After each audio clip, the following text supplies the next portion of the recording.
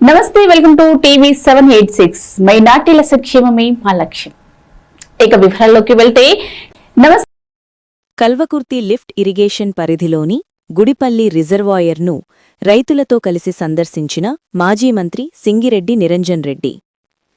కల్వకుర్తి పరిధిలో పంటలకు మరో 45 రోజులు నీళ్లు ఇవ్వాల్సుంటుంది. శ్రీశైలం నీటిని చుక్కచుక్క సద్వినియోగం చేసుకోవాలి. అన్ని ప్రాంతాలకు సమానంగా నీళ్లివ్వాలి. కల్వకుర్తి మోటార్లతో 240 రోజులపాటు నీటిని పంపింగ్ చేయొచ్చు. పాలమూరు రంగారెడ్డి ప్రాజెక్టును అదే లెవెల్లో చేపట్టినం.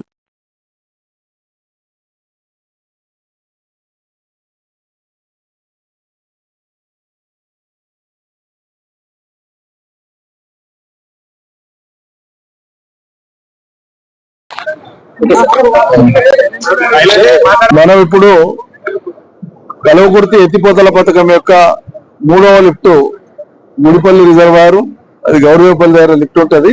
గుడిపల్లి రిజర్వాయర్ దగ్గర ఉన్నాం. ఈ 3వ లిఫ్ట్, 2వ లిఫ్ట్ జొన్నలగూడ, 1వ లిఫ్ట్ కొల్లాపూర్ పక్కన ఉండేటువంటి ఎల్లూరు దగ్గర ఉంటది. ఈ 3 లిఫ్టులు సుమారు గత 240 రోజులుగా నడుస్తున్నాయి. అంటే ఈ సీజన్ ప్రారంభమైనప్పటి నుంచి నడుస్తూనే ఉన్నాయి. శ్రీశైలంలో ఉండేటువంటి నీళ్లతో ఇంకొక 40-45 రోజుల దాకా కూడా లిఫ్టులు నడిపే అవకాశం ఉంది, నీళ్ళు ఇచ్చే అవకాశం ఉంది రైతాంగానికి. మొక్కచేలు కానీ వరిచేలు కానీ పొట్టతో ఉన్నాయి.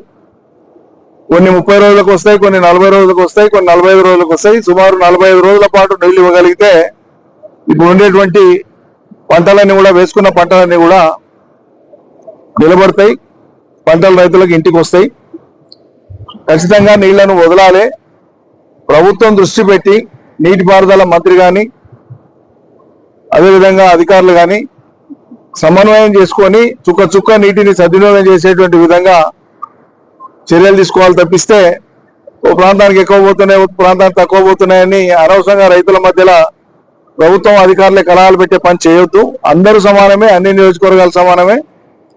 ఈ కల్వకుర్తి ఎత్తిపోతల పథకం రాడార్లో ఉండేటువంటి అందరూ రైతులకు కూడా న్యాయం జరగాల్సిందే, అందరి పంటలు కూడా కాపాడబడవలసిందే.